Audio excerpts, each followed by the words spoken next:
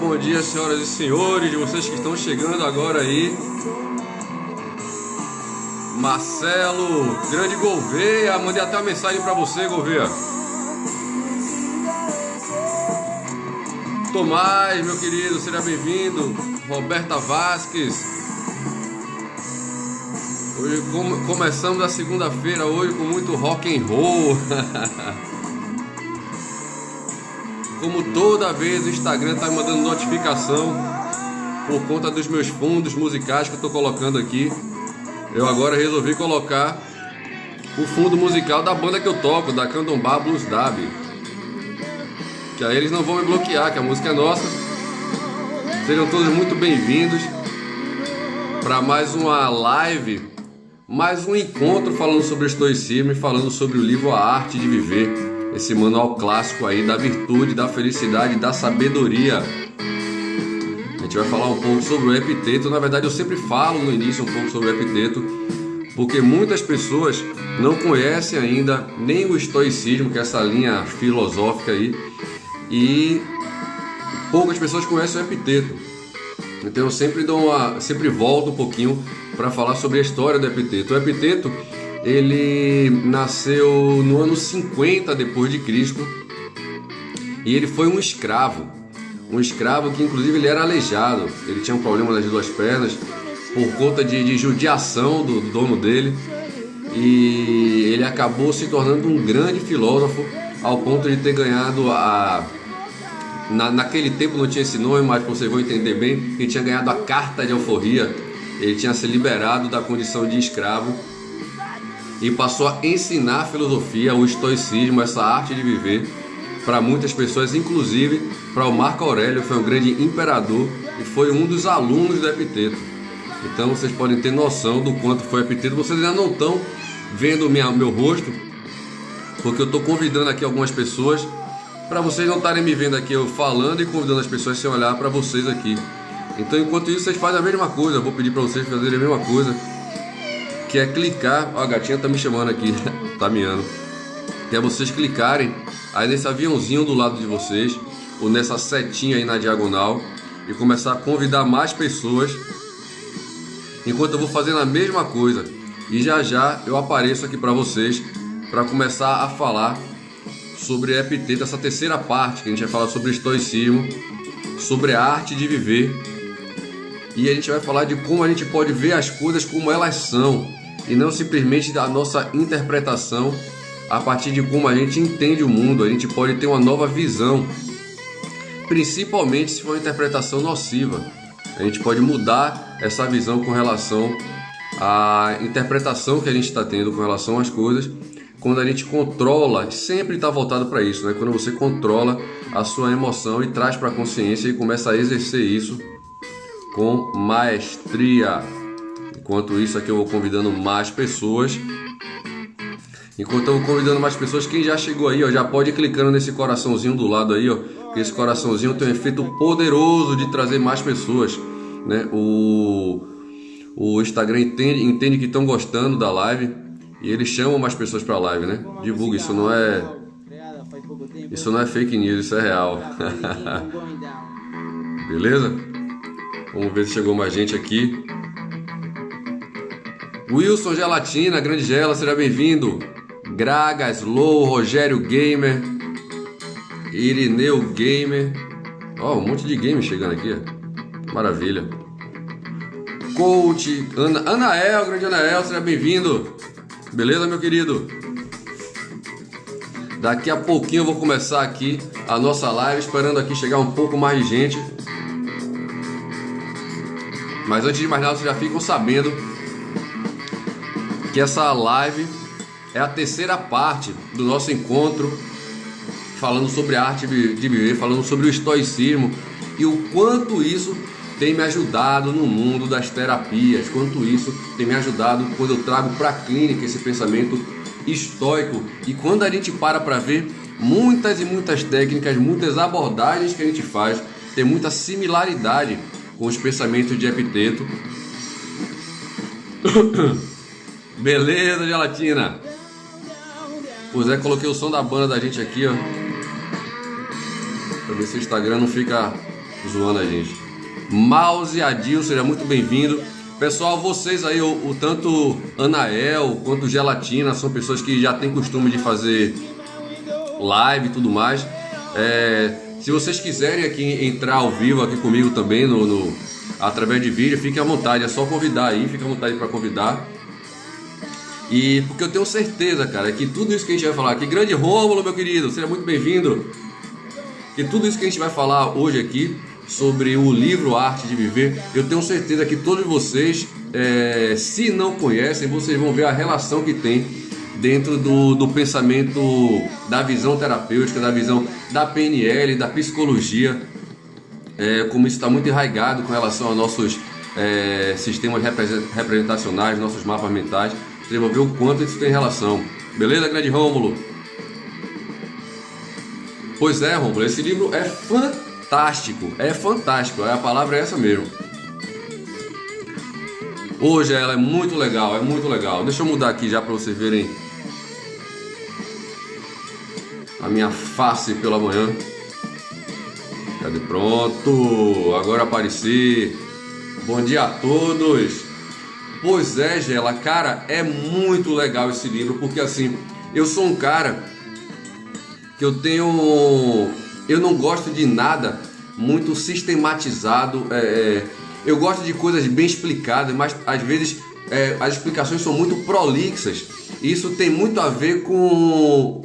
Cara, não tem como a gente negar, muitas vezes tem essa prolixidade, tem a ver com o ego, de querer mostrar que sabe muito. Ao invés de explicar que isso é isso, para eu chegar de um ponto a outro, dou maior volta para chegar a esse ponto. E acaba usando muita erudição, coisa bonita, a forma de falar. Muitas pessoas gostam disso, não tenho nada contra.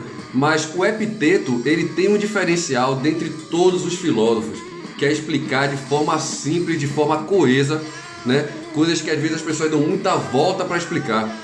E eu me identifico muito com isso. Para quem faz meus cursos, o Romulo já teve a oportunidade de participar de meus cursos. Se tiver algum aluno aí, se eu estiver mentindo, pode dizer.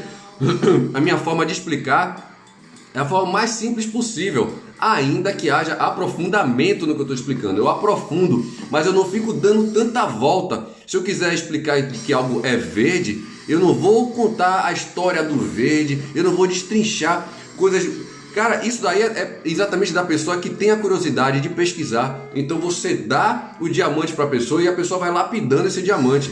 Então eu tenho muito disso, eu gosto de colocar as coisas claras, simples, para a pessoa absorver com facilidade e a partir daí ela mergulhar mais no entendimento, né? Não é à toa que eu consigo colocar num curso de 2 dias um conteúdo bem vasto, porque eu dou o suprassumo de cada conteúdo para as pessoas. Então a partir daí dá para elas estudarem. Melhor do que eu ficar enrolando um tempão as pessoas, né, dando uma explicação muito grande e acabando a pessoa não internalizando o que quer passar. Principalmente isso, esse ponto-chave, internalizar o que está se passando. Muitas vezes a gente entende, acha legal, acha interessante, mas parece que o troço não internaliza. E a gente acaba esquecendo isso, acaba não fazendo parte da gente. E o Epiteto, ele passa para a gente de uma forma as informações que a gente internaliza, né? A coisa fica dentro da gente, a gente fica lembrando, fica remoendo, até mesmo porque parece que ele já pega coisas que no fundo a gente já sabe. E vocês vão ver que parece que tem coisas que são muito óbvias, mas na prática a gente não faz. Então, enquanto a gente não faz nada que é óbvio, na prática a gente tem que parar de reclamar de que é óbvio.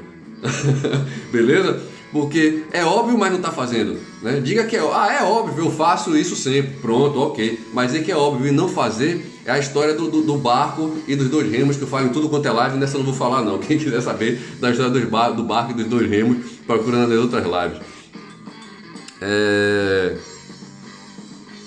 Camille, seja bem-vinda. Maria, seja bem-vinda. David Palma, seja bem-vindo. Rômulo está falando aqui, ó, todo terapeuta deveria ler antes de atender. Ou toda pessoa deveria ler para se entender e enxergar mais sobre a vida. Aí, ó, o Rômulo está falando exatamente desse livro, da Arte de Viver. Tem outros livros também bem interessantes que seguem essa linhagem estoicista, que é o livro Meditações, do Marco Aurélio. Marco Aurélio, que por sua vez foi aluno de Epiteto. Marco Aurélio, que foi um dos grandes imperadores, foi aluno desse cara que foi escravo, Epiteto, né? Então, veja só o quanto o Epiteto arrebanhou muitas pessoas, e quando eu falo arrebanhar é da melhor forma de acolhimento e de ensinar para as pessoas de forma simples e coesa.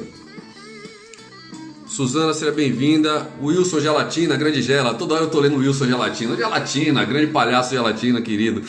Exatamente, sinto a mesma necessidade de didatismo bem em muitas ocasiões. Exato. Cara, e didatismo, as pessoas acham que o ser didático é a pessoa que explica uma coisa de várias formas. Cara, eu acho essa prolixidade meio cansativa. Dá pra você... claro que cada um tem seu mapa mental, tem a forma de entender algumas coisas. A gente vai falar exatamente sobre isso hoje, né? Mas só que a gente pode dizer que por trás de todos os mapas mentais ainda existe aquele padrãozinho, né? Que dá pra você explicar uma coisa que dá pra todo mundo entender, né? Existe, cara, e tá na simplicidade. Tá em você falar de uma forma que todo mundo entenda, desde o mais erudito até o mais leigo sobre o assunto, porque é como eu digo, a minha forma de falar é como se fosse a música popular brasileira, né? Diferente de pessoas que falam parecendo com uma bossa nova, né? Cheio de notas, cheio de complicações, cheio de nuances. Aí você acaba achando tudo muito bonito, mas para aprender e para reproduzir acaba ficando muito difícil, para praticar fica muito difícil, né? Envolve muito exercício. E quando você vai para a música popular brasileira, né? Eu faço essa comparação sempre porque eu sou músico também, e é uma coisa de fácil entendimento, deixa todo mundo feliz do mesmo jeito e tem a maestria, o suprassumo tá ali, né?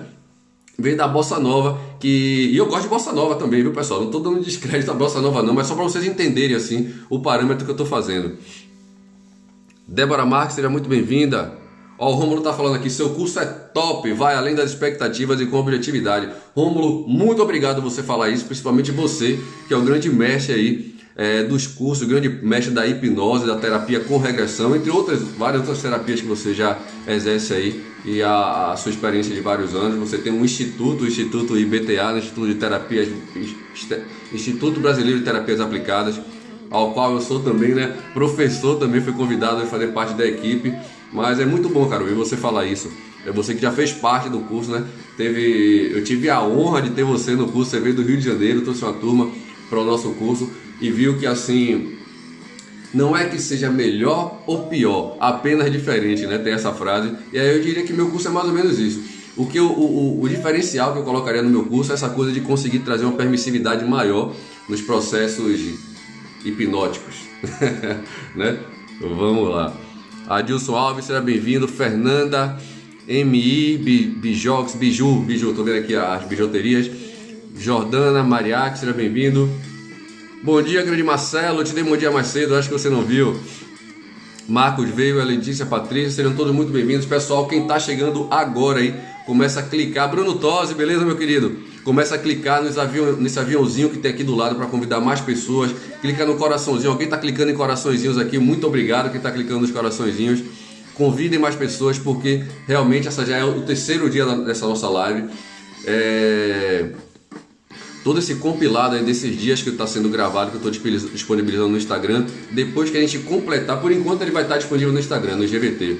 Mas quando completar a nossa maratona de aulas sobre o estoicismo, na verdade voltado mais para esse livro, né, Arte de Viver, do Epiteto, quando a gente completar, e eu não sei quantas aulas são, porque simplesmente eu estou seguindo aqui o livro, lendo algumas partes durante alguns dias, passando para vocês. Então não sei quantas aulas serão, mas a gente está o quê?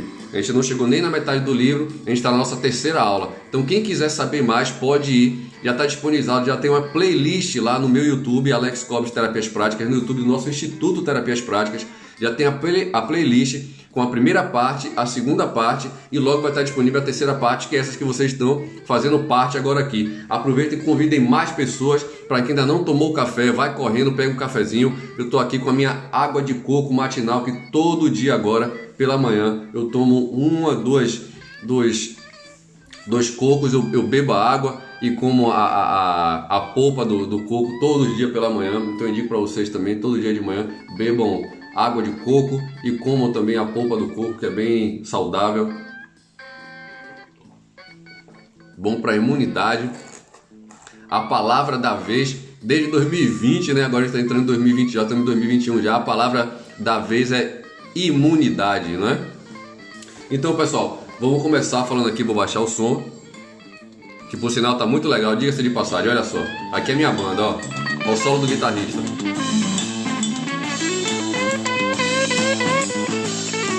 Mark Rose, seja bem-vindo, meu querido.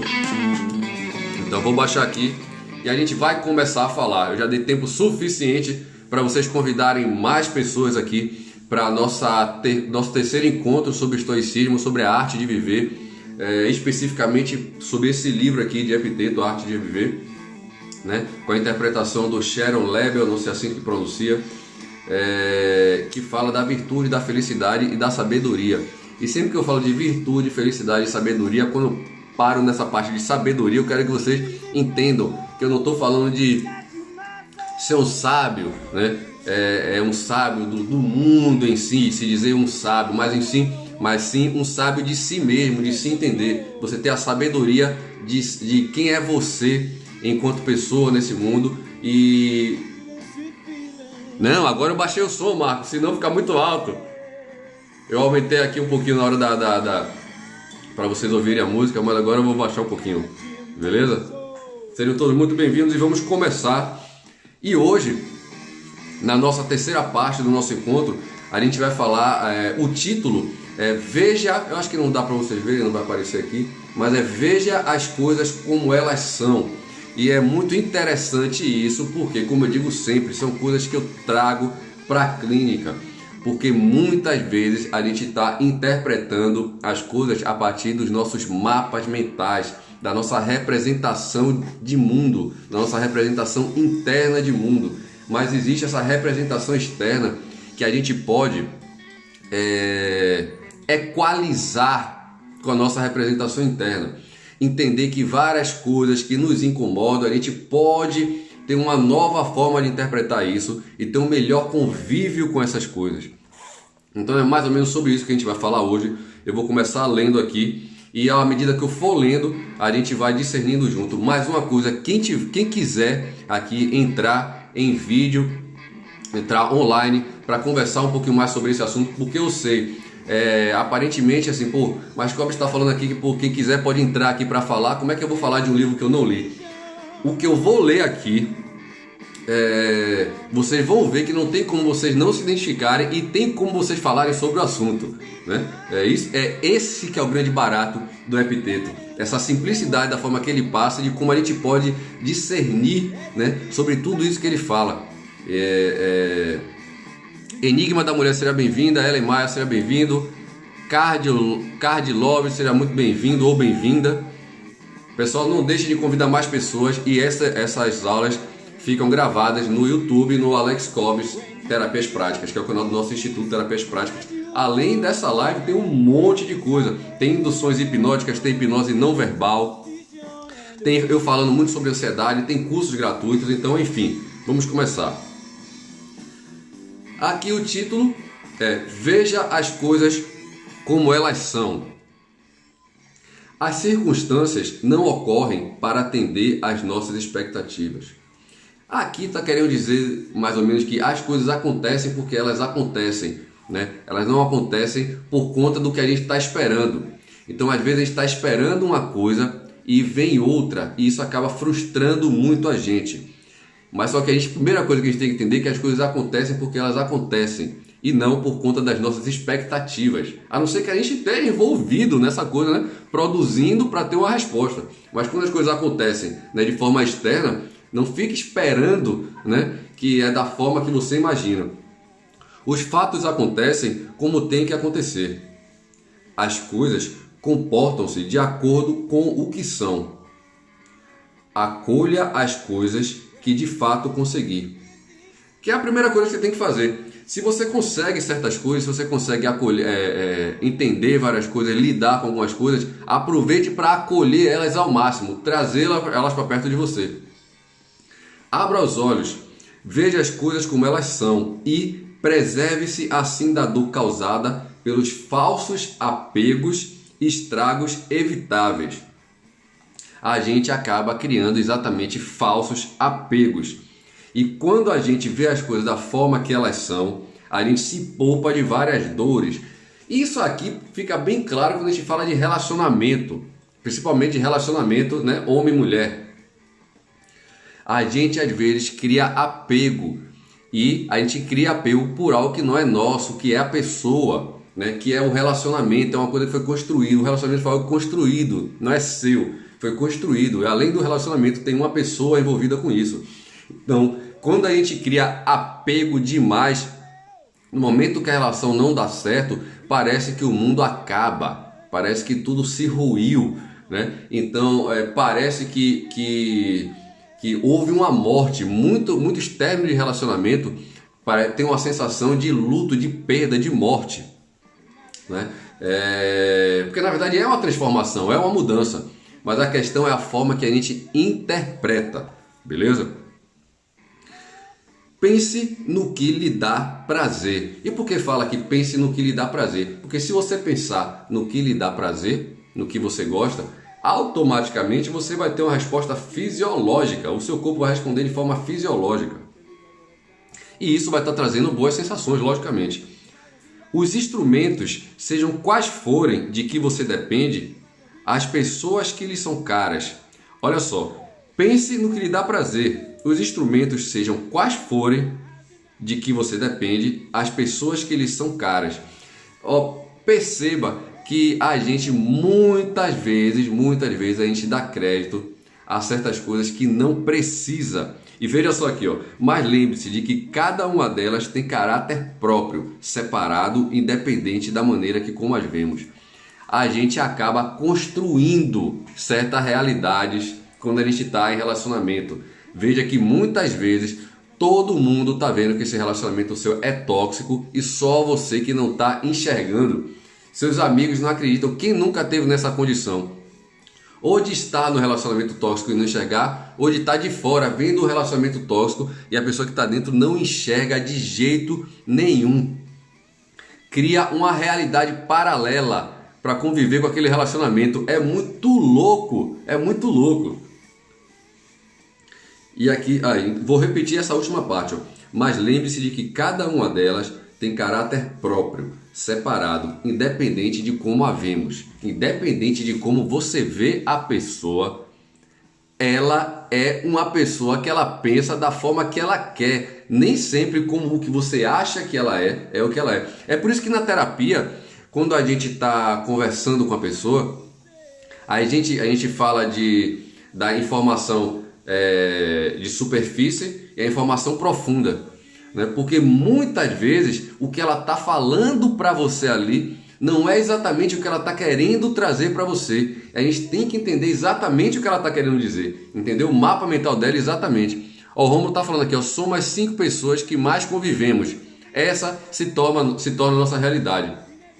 É isso mesmo. Isso já é falado já há um bom tempo, né? A gente sempre convive com as pessoas, a gente sempre se comporta da forma que das 5 pessoas que a gente mais convive. Isso é bem interessante,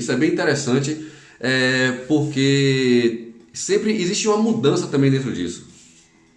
Isso eu me percebi dentro disso. Eu sempre tenho essas 5 pessoas que eu convivo, né, que torna mais a nossa realidade, o nosso ambiente. E só que a gente tem que entender que fora desse ambiente, por que essas 5 pessoas? Porque entra no conforto cognitivo, entra numa relação de simbiose, de entendimento. Pô, se eu penso parecido com ela, pô, legal, então é mais confortável eu conviver com a pessoa que a relação que a gente tem bate a mesma frequência, a mesma forma de pensar. Então a gente cria esse reduto, né? Então quando qualquer coisa fora desse reduto, a gente tende, né, a achar que está errado, que não está pensando de uma forma sensata, porque eu e essas 5 pessoas aqui que eu me relaciono, né, pensamos de forma sensata. E quando eu estou falando isso, eu não estou falando que você escolheu as pessoas, não. Essas 5 pessoas estão ali de forma inconsciente, né? Você simplesmente é a pessoa que você mais frequenta a casa, que está mais convivendo, e às vezes você nem para discernir do porquê exatamente, né? Veja que você sempre tem um pouco da personalidade. Vejam pessoas que andam juntas. Quer ver um exemplo bem claro? Bandas. Tem bandas que andam tão juntas, né? As pessoas andam tão juntas que até a forma de falar é igual, né? Não só bandas, né? Mas até bairros, coisa de bairro e tudo mais, até a forma de falar fica igual. O mapa mental acaba tendo uma relação de simbiose ali com as pessoas. Lembre-se, como exercício, e aqui é um exercício bem interessante. Como exercício, pense nas menores coisas às quais você está ligado.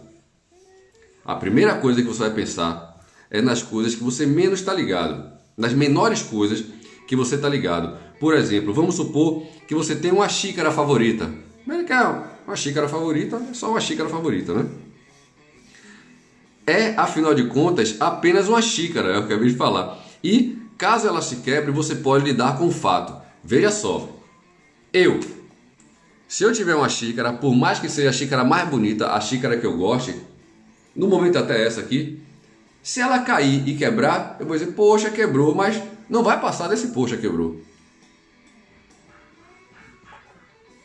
Bebam água, no caso aqui, água de coco. A minha mãe, a minha afinada mãe, se quebrasse algum prato, para ela quase que era o fim do mundo. Principalmente se fosse um prato que ela gostava, uma louça que ela gostava.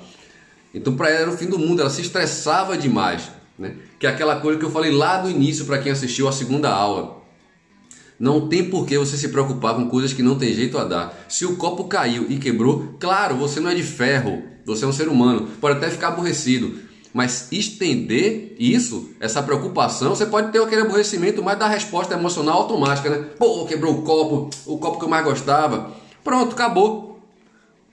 Não, pessoas ficam remoendo. E esse exemplo do copo e da xícara parece bobo, mas acredite, eu tenho um exemplo, né? A minha mãe, se acontecesse isso com ela, ia ficar pirada, ia ficar revoltado, né? De quebrar um copo que fosse bonito, alguma coisa assim. Já eu não, né? Eu poderia, como eu falei, eu poderia dizer, pô, quebrei o copo que eu mais gostava. E acabou a história. Não ia ficar direcionando a minha preocupação para isso, porque não tem, só faz gastar uma energia que não tem a menor necessidade. Beleza?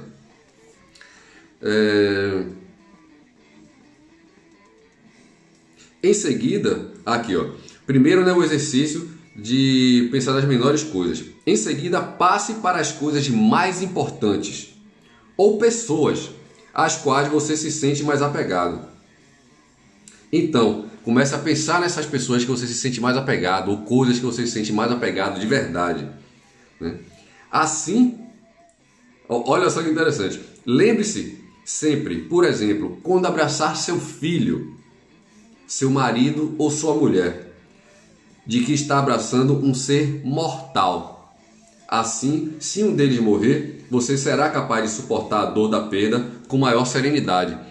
Olha só que interessante, ele não está dizendo que você vai suportar a dor da perda com serenidade. Você vai suportar a dor da perda com maior serenidade, porque perder um ente querido é tristeza, não tem conversa, aceita que dói menos. A questão é, se você trabalhar em sua mente, não só o seu filho, não só a pessoa que você abraça todo dia, mas que todos nós somos seres humanos mortais e que tudo vai ter uma brevidade, tudo vai ter um limite, você já vai estar, vamos falar agora de neuroplasticidade, você já está criando conexões neurais, sinapses neurais relacionados a esse evento. Quando o evento acontece, sofrer? Vai, é inevitável, mas sofre de outra forma. É uma coisa que o próprio Espiritismo faz, né? Independente de quem acredite em vida após a morte, No espiritismo, né, porque eu vou falar só por essa questão, no espiritismo, como eles acreditam em reencarnação e acreditam que tudo é um aprendizado, muitas pessoas que são espíritas, quando o ente querido morre, não sofre da mesma forma que uma pessoa que não é espírita sofre, porque já tem um preparo para a morte, né? Então veja só que interessante isso. Mas se você não se preparar para isso, no momento da morte vai ser muito pior no nível hard, né? Muito pior mesmo, uma depressão, ou você querer ir junto com a pessoa, você não vai entender de forma concisa de que todo mundo morre. Algum dia pessoas que vocês gostam irão morrer, algum dia você vai morrer e pessoas vão ficar. É o aceita que dói menos. É exatamente o aceita que dói menos, né? Só que não é você simplesmente você falar aqui, não, todo mundo um dia vai morrer, a gente sabe disso. Isso a gente sabe, claro, é fato. Agora você exercita essa ideia na sua mente de forma tranquila, ou você só simplesmente sabe que um dia vai todo mundo morrer e apaga aquilo, né, do seu HD, joga lá para trás, aí daqui a pouco morre um ente querido, morre ou qualquer pessoa que você gosta e você reage como se não soubesse, como se nunca soubesse em sua vida de que aquela pessoa poderia morrer, ou de uma forma rápida, de uma forma surpresa, como um acidente, ou de uma doença, não é? Pessoal, quem não entendeu o que eu estiver falando, a interpretação do que eu estou falando aqui com relação ao livro, qualquer coisa, ou quiser acrescentar, pode ficar à vontade. Liz, minha querida, seja muito bem-vinda. Eden Brito, Trap Cardio, Offset, seja bem-vindo. Paula Cunha, seja bem-vinda. Isabel, Irene, tá chegando a galera massa aí, massa. Vamos convidar mais pessoas aí, tem a setinha do lado e tem um coraçãozinho. Quanto mais vocês clicarem no coraçãozinho, mais o Instagram, o algoritmo do Instagram entende que a live tá boa e eles convidam mais pessoas. É real isso. E além disso, tem essa setinha aqui do lado, vocês podem clicar e convidar mais pessoas. E além disso, todas essas aulas aqui ficam gravadas no meu canal do YouTube, Alex Cobres Terapias Práticas, numa playlist, a playlist de estoicismo, beleza? Das aulas de estoicismo. Então, quando algo acontece, a única coisa que está em seu poder, olha só, é a atitude com relação ao fato. Quando algo inesperado acontece, a única coisa que está sobre o nosso poder é a atitude com relação ao fato. Como a gente vai reagir ao fato. E toda reação, quando ela é preparada, quando ela é exercitada, você lidar muito melhor com ela, beleza? Principalmente reações de estresse e de hiperestresse. Suas alternativas são a aceitação ou o ressentimento. Olha só, quando acontece algo, a única coisa que está em seu poder é a sua atitude com relação ao fato. Suas alternativas são aceitação ou ressentimento. Não tem outra alternativa. Ou você vai aceitar aquilo, e quando eu falo aceitar, né, não tem como praticamente não aceitar, porque já aconteceu. Quando eu falo aceitar, é internalizar essa aceitação, né? Ou você vai ficar ressentido, né? Vai ficar ressentido, seja lá qual for o problema, seja lá qual for a perda. O que realmente nos assusta, olha só, o que realmente nos assusta e desanima não são os acontecimentos externos em si. Vou repetir, porque eu me perdi na vírgula aqui. O que realmente nos assusta e desanima não são os acontecimentos externos em si, mas a maneira como pensamos a respeito deles. Que exatamente não é o que está acontecendo, é como a gente interpreta aquilo que está acontecendo. Eu vou dar um exemplo bem claro aqui com relação à ansiedade. Eu sempre dou esse exemplo. Se você for aqui um corredor, um maratonista de 100 metros rasos, que é aquela corrida curta, você corre bem rápido, que não é maratona, né? Aquela corrida bem rápida de 100 metros, você terminou, ficou em primeiro lugar e vai receber a medalha. E tudo rápido, assim, comemore só. Seu coração, nesse momento, aliás, quando você termina da corrida, você, além de terminar a corrida, que já foi um estresse muito grande, né? Liberou muita adrenalina. Eu vou explicar melhor isso. Quando você chega lá no fim, ainda tem a emoção de você ter sido campeão. Como o seu corpo está dessa forma? Está nesse momento. Seu corpo vai estar com batimento cardíaco mega acelerado, a respiração vai estar mega acelerada, como o pessoal fala, o coração está saindo pela boca, a alegria tá toda arrepiada, se tremendo. Só que como é que você está se sentindo bem? Ou como é que você está se sentindo? Está se sentindo bem porque você acabou de ganhar. Aquela alegria, o coração explodindo, aquela coisa toda, então você está se sentindo bem. Agora me diga, o que acontece com uma pessoa que está tendo um ataque de pânico? O coração dela dispara, a respiração dela fica ofegante, ela começa a se tremer, só que a interpretação é de que ela está morrendo, de que ela está passando mal. Tudo é uma questão de interpretação. Eu não estou dizendo que é fácil ou que é difícil não, pessoal, porque quem tem ataque de pânico sabe muito bem como é e eu já tive. Não estou dizendo que é fácil ou que é difícil não. Estou dizendo que naquele momento a interpretação é essa, né? Não quero dizer, interprete diferente que você vai sentir diferente. Não, isso é um exercício, beleza? Mas só para deixar claro para vocês, como a interpretação da sua própria fisiologia faz com que você mude a sua forma de pensar e com que te deixe mais tranquilo. Seu coração está batendo, sua respiração está ofegante, você está assim, ó, carregando o troféu, feliz da vida, não está nem preocupado. Mas se você estiver no momento e pensar em algum problema e começar a ter a crise de pânico, ou vir aquela crise de pânico do nada, que é que acontece, né? Que não existe do nada, né? Quem faz meus cursos entende o que é esse do nada. A sensação é a mesma, a interpretação que é diferente. Então entendam isso, quanto mais claro isso ficar numa pessoa que tem ataque de pânico, isso vai ficando melhor, porque não é só o remédio é bom em certas circunstâncias, exercícios mentais é bom em certas circunstâncias, mas o entendimento, saber o que está acontecendo com você, já é uma coisa bastante terapêutica você entender. Porque imagine você tá tendo sensação de morte, que era o que eu tinha, que eu comecei a ter isso em 1996.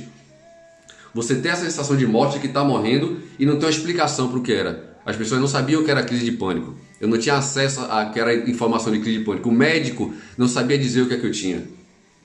Né? Essa falta de informação do que você está tendo abre um leque de pensamento do que você pode ter. Não sabe se é problema do coração, não sabe se é problema de pulmão porque não está esperando bem, não sabe se é problema da mente, não sabe se está ficando maluco e não sabe se vai morrer em qualquer momento.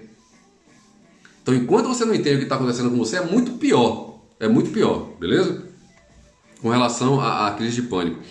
Então, olha só, não são as coisas que nos perturbam, mas como interpretamos seu significado. Foi o que eu tinha acabado de falar. E aqui, pare de se atemorizar com noções irrefletidas, ou seja, você está tendo noções que você nem está refletindo antes.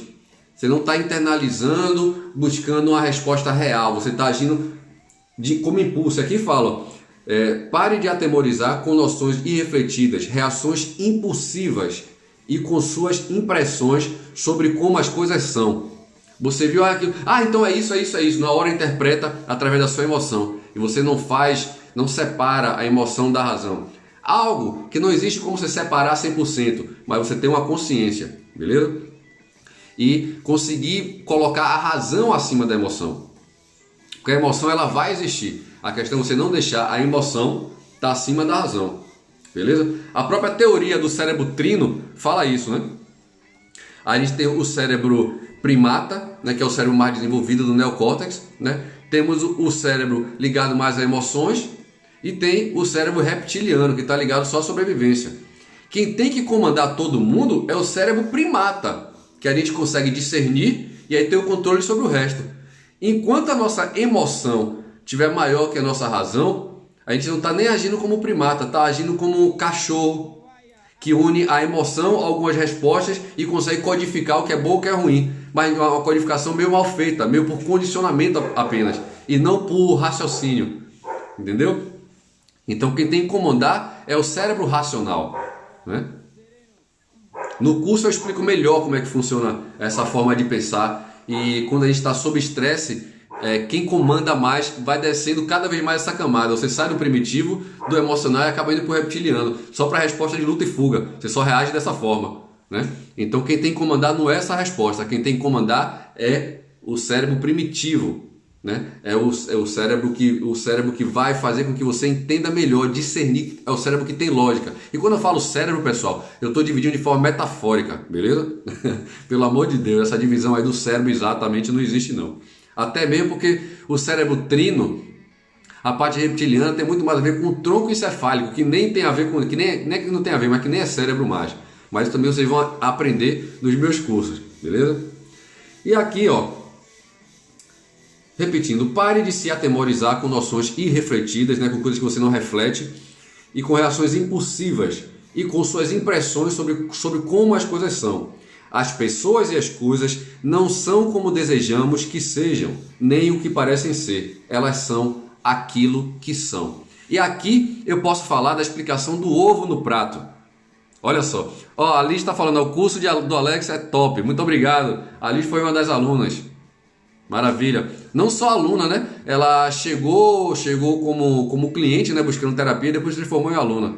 Eu adoro isso. Então, as pessoas e as coisas não são como desejamos que sejam, nem o que parecem ser. Porque às vezes a gente deseja que ela seja alguma coisa e não é.